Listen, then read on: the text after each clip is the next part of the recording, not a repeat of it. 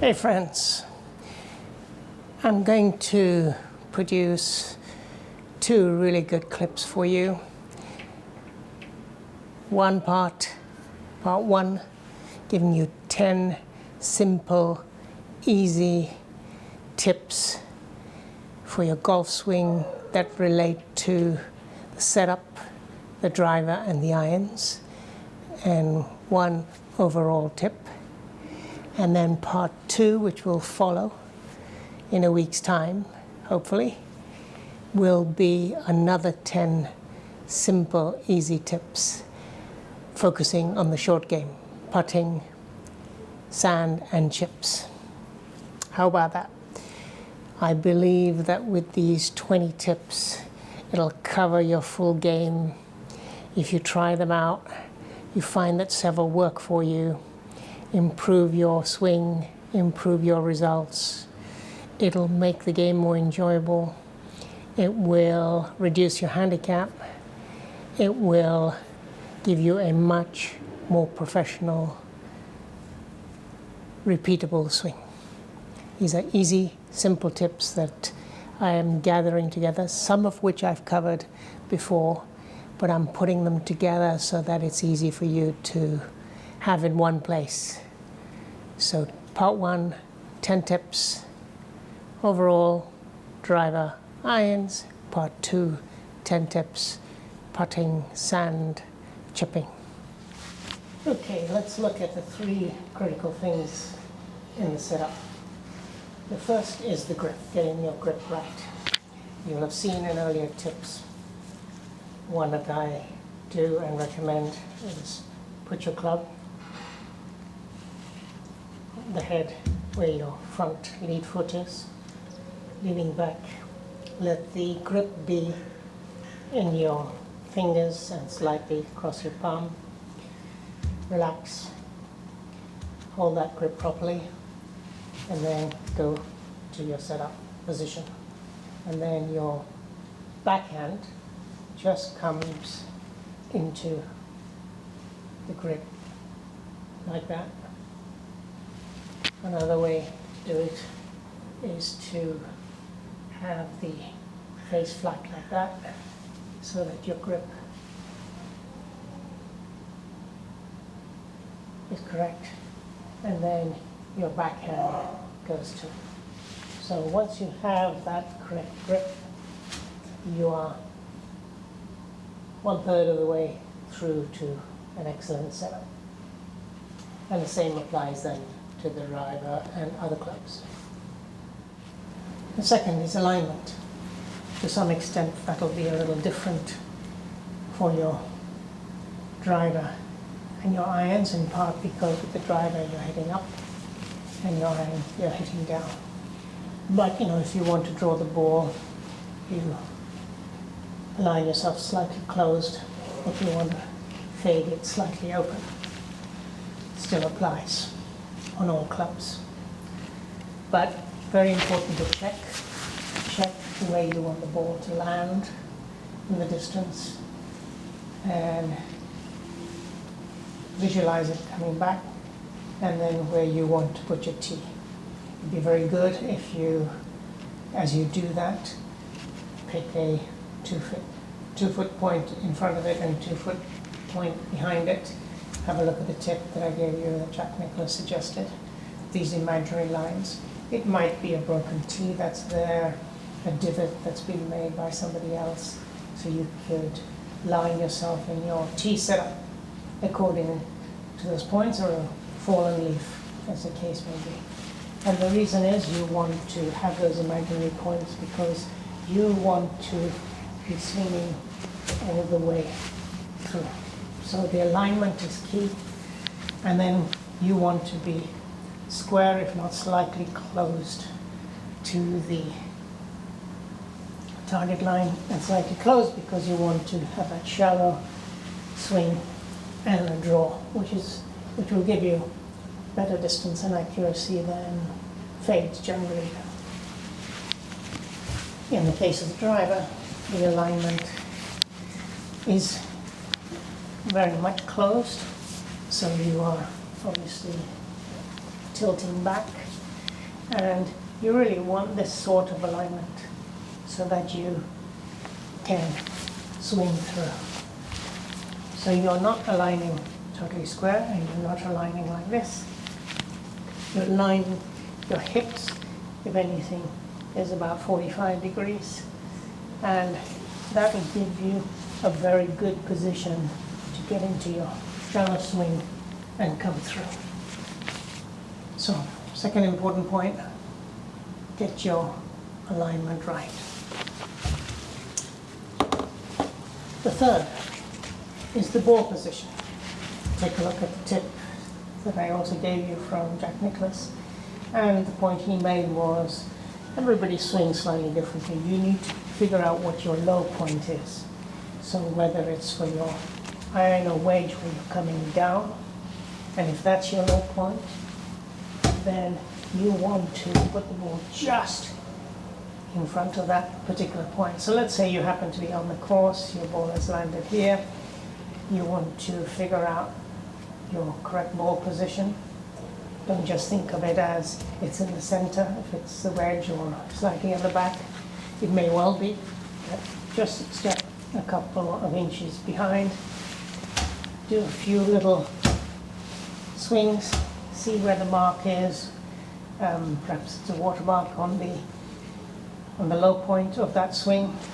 And so that's essentially, and if let's say that happens to be in the center of my stance, then I can go back to forward to the ball, make sure I have that same positioning, and then I'm in a position to strike it. Similarly, as I mentioned in one of the tips, particularly on the first tee, you perhaps want to have the driver placement not as far forward in order to be able to control your first tee shot and get really good confidence from it being in the front fairway. Thereafter, you may want to put it further forward for those stronger and longer swings. So your ball position is also equally based on your own body swing. So figure that out for each range of clubs, whether it's your hybrids, your fairway woods, your wedges, your irons, so that you already know that in your particular case, the way your body swings, where that correct ball position is. So the third point, after you get the grip right, you get the alignment right, is to get the ball position right for the club that you're using. I have my driver here. What you want to do is make sure that you're, particularly for the shallow swing and you want to do that baby draw or a larger draw, that on setup, remember that you want a body tilt. Even perhaps the way to do that is just put your hand on your back knee so you get that right tilt angle. You want to be hitting slightly up on the ball. So with the ball slightly forward, you're trying to hit up on the ball, so keep that tilt down. And check that. Have a few practice swings to make sure you're getting into that right position. And so by closed, I mean, if you look at your hips should be like this, not like this or like this. You should be slightly closed, and that's already going to give you that right position for the shallow downward movement that you want as you come through for the draw. Right, so hip position, and you can practice that. So mimic what you think is going to happen. Get that hip position right, get that ball position right, and then before you even think of swinging, two more things. Take a point a couple of inches in front and a couple of feet in front and a couple of feet behind, and that's your initial path back. It's the behind point, and your initial swing through is to those two imaginary points. I often pick out a leaf or somebody's left a tee. I tee up the ball so that it's in line with where I want to swing through. So very easy, or a divot if there's a divot there. So you really can easily use the 2-2 technique of Jack Nicklaus to get your initial backswing and then your correct follow through. And that's the only simple thought you really need as you come through on the driver. The third point of the driver, and it applies to the irons to some extent too, is you're going to start your takeaway with your arms. I will do a very good comparison soon between the swings of Ricky Fowler and Adam Scott. If you haven't seen the other pro comparisons, I've done 2 or 3 already. Bryson DeChambeau amongst them, Matthew Wolff and others, Sanjay Im. Take a look. Really makes for interesting viewing. But if you look at the ones that will come, you'll see both Ricky Fowler and Adam Scott initially start with their arms, using their body as the initial pivot. So although you've got that, in my case, left lean, because I'm a left-hander, in your case it'd be a right lean, you're starting a takeaway with your arms. So those imaginary points, the takeaway with your arms. A few simple, easy things to follow will help your driving and help your accuracy. On the irons and pitching wedges, I've found 3 things that are very helpful for you to think about. The first is to remember that you're putting 60% of your weight onto your front foot as opposed to your back foot. A little bit unlike how you start off with the driver. So one way to quickly do that is put your hand down to your knee, your front hand, your lead hand down to your knee, and that automatically gets you into that waiting position. And part of that is because you're coming down at the ball to compress the ball to go through. Unlike the driver where you are hitting up on the ball, with the irons and the wedges you're hitting down on the ball. So you want the correct weight balance. The second is you want to get into that right impact positions, and there are 2 ways you can do that. You can just start immediately from that impact position, even without the ball being there, step back from it a little bit, and practice just coming back to that impact position, coming back to that position. So you're starting with the impact position, even exaggerating it a little, so that you come back to that position, mimicking coming back to that position. The other, where you may want to look at the clip I've done on re-engineering your swing, is start with your finish position and then go all the way back and back through to the finish. Start with your finish position as a practice shot and then all the way back. The third, because you want to get your arms and hands into the right slot as you come down to compress the ball and cover the ball, you want to ensure that once you reach the top, as you begin your transition, roll that wrist, the back wrist down, or another way to look at it, the front wrist over. You'll see Dustin Johnson do that really well, but also Ricky Fowler, Adam Scott, they all get into that high initial top position, and then as they begin their transition, they roll that wrist so they can slot in very easily.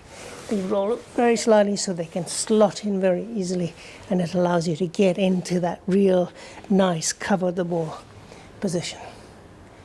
So roll the wrist. Now here's the final one. Perhaps I should have started with, but it's an overall one, and one that I've picked up watching a lot of the competitions, and particularly actually watching Justin Thomas and how he tends to control his ball and get so many straight iron shots in particular. And that you will see that in all his clubs, whether it's the driver, it's the fairway wood, it's the hybrid, it's the wedge or irons, he puts his hands quite a lot down on the grip. So he controls the swing much better to try to get that straighter shot, get the shots onto the fairway, or get those more accurate irons. And part of what happens is when you put your hands down on the club, you are in fact making your shaft a little stiffer. So there's less of that torque effect that takes you offline. So you put your hands down. Particularly on that first tee, it's worth doing that. You'll see one of the tips where I've said be a little bit more conservative on the first tee. And one of the features was to put your hands 2 inches down on the grip, bring the ball back 2 inches, not as far forward on the first tee, and your feet a little closer together than it would otherwise be. The same would apply then to your wedges and your irons. So down 1 inch or 2, depending what you find works for you, and then hit your irons and hit your wedges. I have found ever since doing that, my irons and wedges are more accurate. You may lose a yard or 2 compared to normal, but for the accuracy and pinpoint shots, it's more than worth it. And you can just adjust which clubs you use, or go in between clubs as the case may be, take a stronger club and do a even smaller swing. So that actually I'm learning to control the ball. And one of the keys to that is putting your hands down the grip slightly. Try that. See if it works for you. Well, I hope you found these 10 quick, simple, easy tips something that you can try out, follow, let me know what works. Let me know if other simple, easy things you've tried that are worth adding to the repertoire and sharing with others. And look forward to giving you the next set of 10 that covers putting, chipping, and sand. Do subscribe, put those notifications on so you'll be immediately informed when those clips have come. Give me a like. See you on the flip side, my friends.